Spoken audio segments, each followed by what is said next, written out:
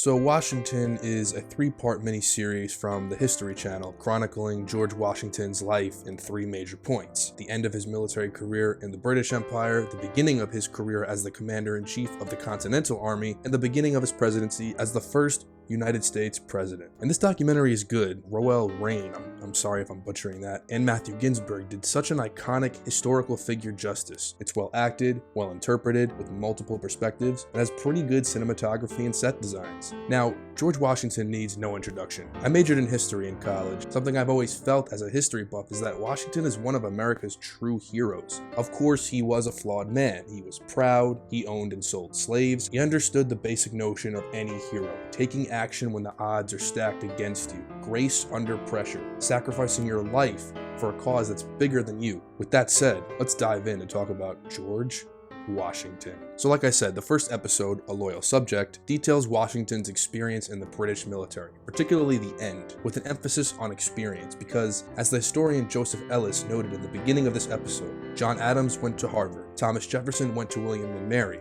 Washington went to war.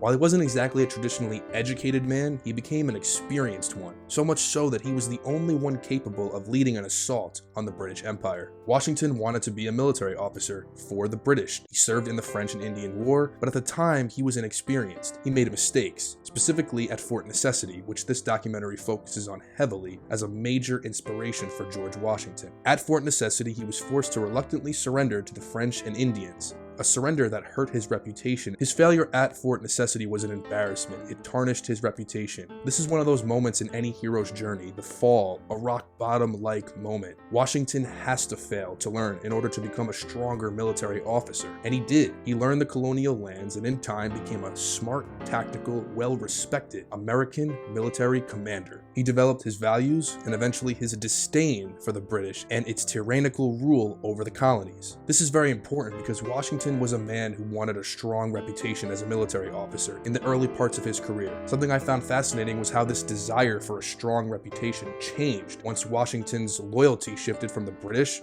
to the American cause, changed from a somewhat self-serving desire to an altruistic one, to let the American cause dictate his choices. If that cause needs his skills, his resources, or his life, then so be it. That means something. It speaks to Washington's character. Washington's experiences in the early stages of the French and Indian War alerted him to the inevitability of an ambush at what comes to be known as the Battle of Monongahela?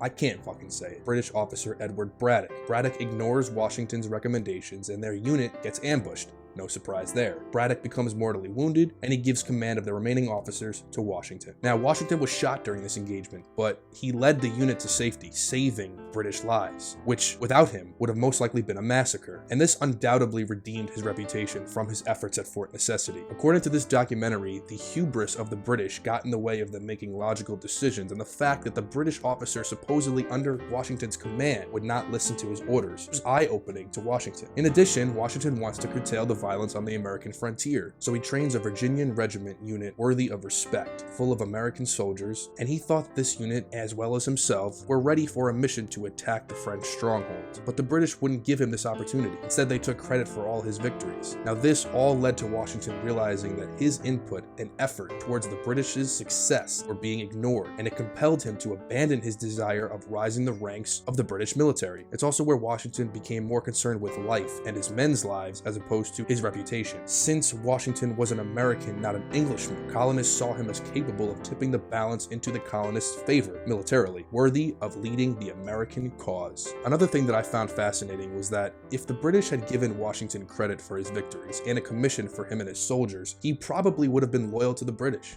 and we would have never gotten a revolutionary George Washington. That's very crucial to American history. After Washington abandons the British Empire, he marries Martha Dandridge, and consequently inherits a large amount of land in Mount Vernon, as Martha was very wealthy. And land was power in the late 1700s. Having land meant self-sustainability. Washington becomes part of Virginia's wealthy governing body. Now, Washington knew that the British were unjust to him, but this is where he really witnesses the cracks beginning to form. As a landowner, as opposed to a soldier, Washington sees what's going on to the common people, the injustices that they're facing at the hands of the British. He even for Washington himself, he can never continue to thrive financially if the British were imposing taxes on goods circulating within the American colonies, with things like the Stamp Act, or firing at their own colonists like the Boston Massacre or Lexington and Concord. Simply put, Americans could not sustain themselves if they were in debt to the British, or if the British were dictating American lives. Besides finance, the British even prohibited Americans from settling the western frontier. All these injustices laid the ground for war as the British became more tyrannical by imposing taxes on Americans so that the British could pay off their debts from the French and Indian War. The Intolerable Acts, the Quartering Acts, all of these events restricted and hurt the colonists. War